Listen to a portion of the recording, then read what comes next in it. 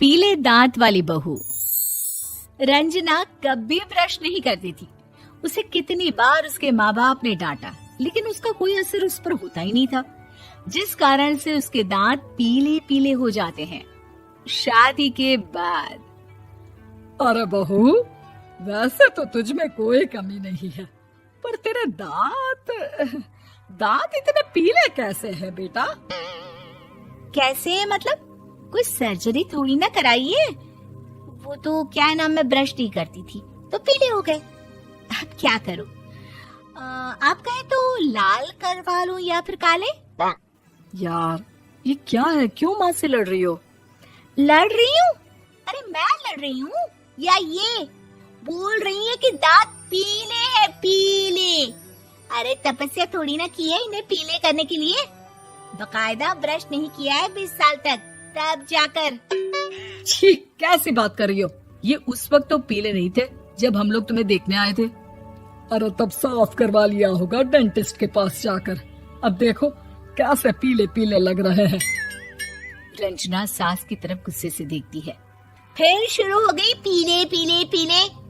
अरे पीले तो तब भी थे जब मेरे हाथ का रसगुल्ला उड़ा उड़ा कर खा रही थी और बोल रही थी, लड़की नहीं गुणों का खजाना दे रहे भाई साहब आप। खैर, अब वो लोग करते भी तो क्या करते, पीले दांत वाली बहू पल्ले पड़ी थी तो झेलना तो था ही। एक दिन कीर्तन में रंजना गाना गा रही थी। अरे कमला बहन, माँ का द्वार है, यहाँ तो सब शुद्ध होकर आते हैं, फिर अपनी बहू को ब्रश भी नहीं करवाती तुम। दूर से पीले पीले दांत भक्ति में बाधा उत्पन्न कर रहे हैं। अरे कोई 2 साल के बच्चे थोड़ी ना लेकर आई हूँ मैं बहू बनाकर। अच्छी खासी लड़की है, अरे कैसे करवाऊं ब्रश? ये तो उसे खुद करना चाहिए ना। अब माँ बाप तो इसके जैसे तैसे निपटा दिए, ये नहीं सोचा कि सास कैसे संभालेगी। सास बहू को लेकर घर आ जाती है, लेकिन सोच लेती है कि अब इसे लेकर कहीं नहीं जाएगी। अगले रोज बहू कहती है, अरे क्या हो गया, मंदिर नहीं जाना क्या? कीर्तन का वक्त हो रहा है। मेरी मधुर वाणी से कान्हा जी जागते हैं और सोते हैं। आप तो जानती है ना उनकी भक्ति में कितना मन लगता है मेरा। वो क्या है ना, तबीयत ठीक नहीं लग रही है मेरी, आराम करूंगी मैं। तबीयत ठीक नहीं लग रही? अभी तो मिथुन के गाने पर नाच रही थी आप, और अब बोल रही है कि तबीयत ठीक नहीं लग रही। अरे भक्ति में मन लगा लो सासू माँ, ऊपर जाना है, क्या मुंह दिखाओगी आप? हाँ? सास को बहू की बात पर गुस्सा आ जाता है। मैं क्या मुंह दिखाऊंगी, इसकी चिंता तो ना कर, समझी? अपने मुंह की चिंता कर, जो ये पीले पीले दांत लेकर हर जगह पहुंच जाती है। पता है लोग कितना मजाक बनाते हैं। ना जी ना, मैं नहीं जाना कहीं तेरे साथ। तो ये बात है, कोई ना, मत जाओ, मैं अपने कमरे में ही बैठकर भक्ति कर लूंगी। ऊपर वाला दांत थोड़ी ना देखता है, मन देखता है, भावना देखता है। और अरे बस बस, तू सब कुछ दिखा, बस ये सफेद चमकदार दांत ना दिखाना किसी को, है? जा यहाँ से। बहू को सास की बात का कोई फर्क नहीं पड़ता, वो तो जैसी थी वैसी ही रह जाती है। सुबह नहाकर किचन में खाना बनाना, फिर खाना खाना, कीर्तन भजन करना और सो जाना। एक दिन, माँ जी मैं सहेली के घर जा रही हूँ, शाम को लेट आऊंगी। हाँ हाँ तो जाना, मैंने कौन सा तेरी आरती करनी है घर पर बैठकर। रंजना सहेली के घर जाती है, जहाँ वो पार्टी में जाने की तैयारी कर रही होती है। अरे शिखा, कहाँ जाने की तैयारी कर रही है? मैं गलत वक्त पर आ गई क्या? अरे नहीं यार, उल्टा सही वक्त पर आ गया।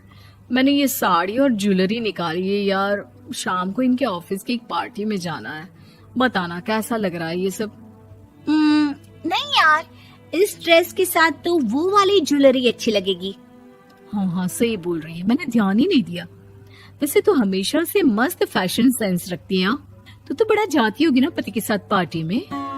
रंजना कुछ नहीं बोलती, बस सोचती है कि यार काश ये बात सही हो जाती, पर मैं क्यों नहीं जाती पार्टी में? क्या इन लोगों की कोई पार्टी होती नहीं होगी? रंजना घर आती है और रात में पति से सवाल करती है, एक बात बताइए, आप मुझे किसी पार्टी में क्यों नहीं ले जाते? क्या आपकी यहाँ ऑफिस में पार्टी नहीं होती? पति बेचारा क्या कहता कि दांत पीले हैं तुम्हारे इसलिए। अरे कोई पार्टी होती नहीं हम लोगों के ऑफिस में, तो कहाँ से लेकर जाऊं? और मार्केट, मॉल, कहीं वीकेंड घूमना, कहीं तो। अरे यार सारे हफ्ते में एक छुट्टी मिलती है, तो सोचता हूँ कि आराम ही कर लूं। क्यों? रंजना मन मार के रह जाती है। पहले कभी सास के साथ मंदिर जाया करती थी, लेकिन वो भी सास ने ले जाना बंद कर दिया। घर बैठी बैठी रंजना बोर हो जाती है। तभी उसे आइडिया आता है और वो मायके जाने का सोचती है। सासू माँ, 2 दिनों के लिए मम्मी के घर जा रही हूँ। अच्छा ठीक है, आराम से जा।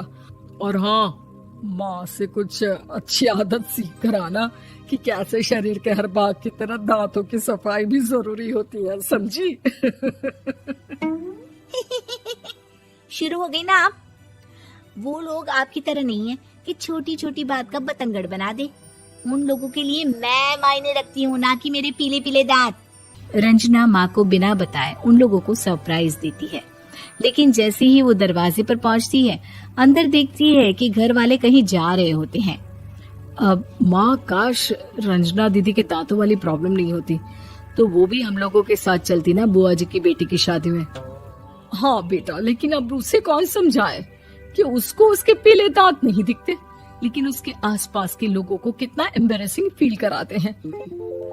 मुझे तो कितनी बार उसके स्कूल की टीचर ने शिकायत की कि उसके साथ कोई लड़की बैठना भी नहीं चाहती, और ना ही कॉलेज में कोई उससे बात करना चाहता था। लेकिन पता नहीं क्यों उसे ये बात समझ में ही नहीं आती। कोई कमी नहीं है उस लड़की में, बस यही कि दांत पीले हैं। वो तो भला हो जीजा जी और उनकी माँ का, जो दीदी को जैसी है वैसे ही रखा हुआ है। रंजना को अपने घर वालों की बात सुनकर बहुत दुख होता है। वो सोचती है कि वो क्या करे, लेकिन फिर वो सीधा डेंटिस्ट के पास जाती है, अपने दांत चमकाती है और कसम खाती है कि वो रोज ब्रश करेगी। अरे क्या हो गया? तुम तो 2 दिनों के लिए गई थी ना, पर कोई ना, अच्छा है, चलो आ गई तो। रंजना सास के सामने आकर खड़ी हो जाती है और पूरी स्माइल करती है, उसके चमकदार दांतों को दिखाती हुई। हैं? चले मंदिर। माँ, मुझे माफ कर दीजिए, मैंने आप लोगों को बहुत एम्बैरेसिंग फील करवाया। मैं आज से रोज ब्रश करूंगी।